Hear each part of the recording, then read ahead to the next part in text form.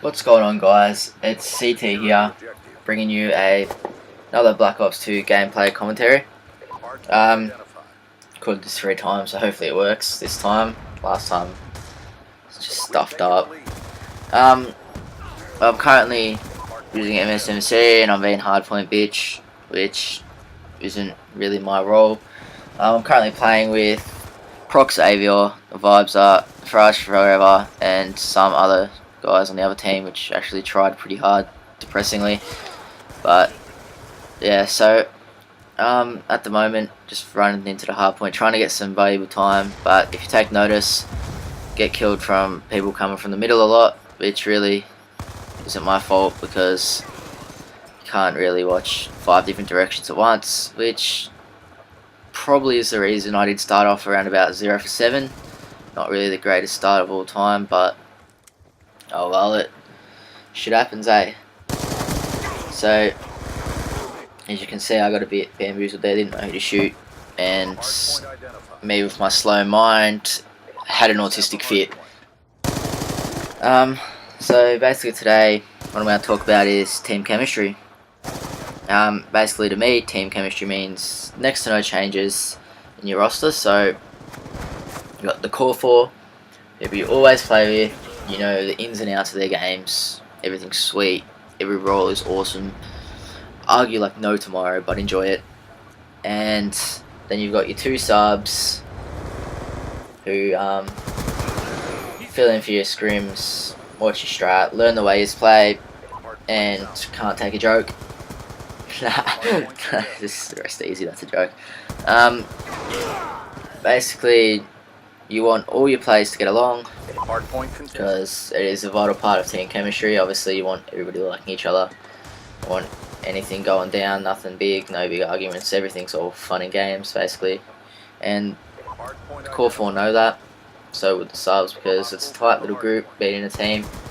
I know, competitive team anyway. So, and also you want people in your team to build that team chem where they all like each other, they all like playing together, kind of thing. So if you're playing a different game, doesn't have to always be COD, you're always kind of together, kind of thing. Like if you're not on COD, you're doing some editing for videos, or just chilling on Facebook, you know, just even Skyping together.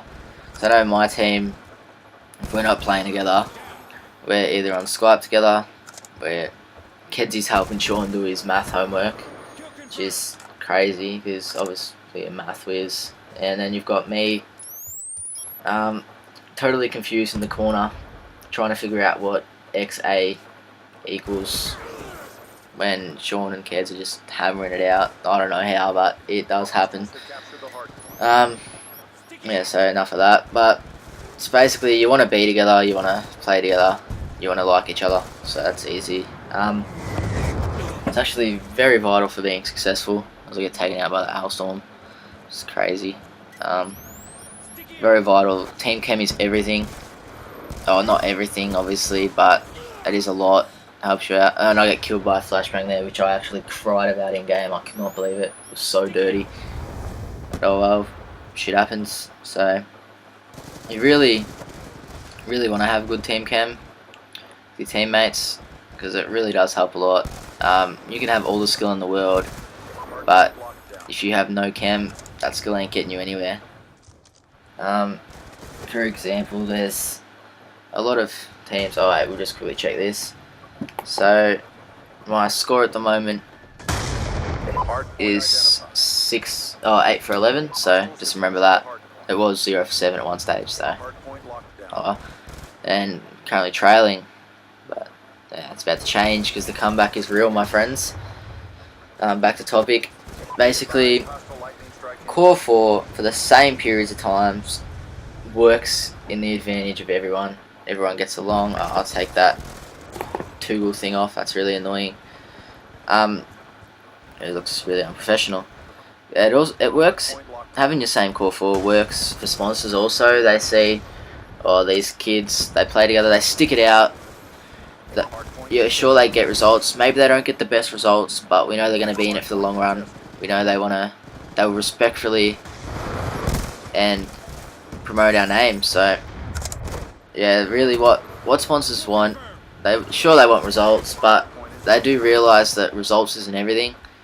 That good names, well, not really at this level because not many people would know of most of these people, but they really want a team that will stay together. That I can guarantee you, a team that's been formed for a week will not get a sponsorship because they want to see your record. They want to see how you play as a team. They want to hear a nice write-up of how you all love holding hands on the oval, playing soccer, or something like that.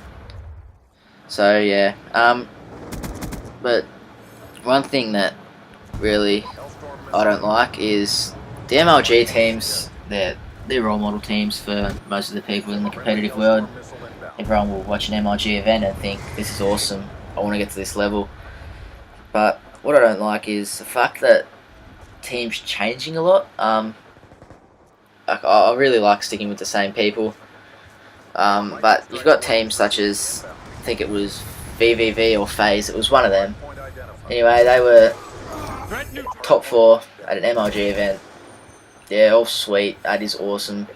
You had, I think it was Impact when they still had Karma, so they had their fucking COD champ winning team. Virtually untouchable, you can't go anywhere near them, 10-foot pole. Then you've got Cole, with the addition of Claystar, just improved so much more. So that really helped Cole, so they were virtually untouchable as well. That's when that was starting to rise. And then you've got Optic, who I think took out that 3rd spot, who have been great as a team. And anyway, I think it was either VVV or FaZe. They finished top 4 or top 5 at a tournament. So for some strange and odd reason, they decided to drop their whole roster. Now, I'm sitting here thinking, teams we look up to are a bunch of retards run by spastics, because they can't stay together for longer than a 2-week period, which is really retarded. You're getting paid to do it. Obviously, you're not going to win with your first MLG event. You're playing the best of the best, you know what I mean? So you can't expect to walk in there with your newly formed team of really good players, great players individually, but the team chem just isn't there if you haven't been together, because it just comes with time. You get better with time. Everything gets better with time. So yeah, I don't really like the idea of those teams always changing a lot. It's just really annoys the shit out of me, to be honest. But then you've got Optic, for example. Now, I'm not really sure how many core changes they've had. I know they've had the same team for about 3 or 4 months now, and they would have had the same team for about 7 months if Rambo didn't get dropped. But they would not have dropped him if he wasn't ineligible for a tournament, so you can't really count that as anything against them. They are a solid team. Sure, they're not getting 1st or 2nd, but they're consistently pulling in those top 4 spots, which is it's actually really good to be consistent like that. Like, to be honest, you can't go anywhere near Cole at the moment. They are just on a new level. They're kind of like the Impact, but I reckon they actually went up and above, past the Impact of old. So I don't know. I'm expecting Optic to really use it to their advantage. They got this team house, playing together a lot. They've got these sponsors such as Red Bull. Well, that's honestly crazy. Red Bull sponsoring team, so they get the full go on the Red Bull bus and everything and all that kind of stuff like that. And sure, they're not coming first every MLG event, but they have a good hard crack. Finish top 4, and now the Impacts, I don't know what they're going to be like after all their changes. Now that that's happening, I actually expect them to come maybe 2nd or 3rd, but yeah, I don't really expect them to beat Cole, because I said it as soon as it happened, they would be untouchable. When mission clock about to expire, step up. Hard point contested.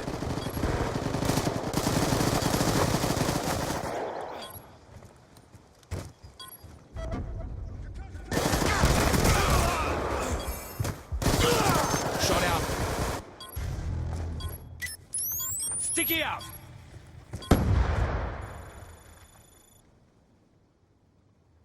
Solid execution.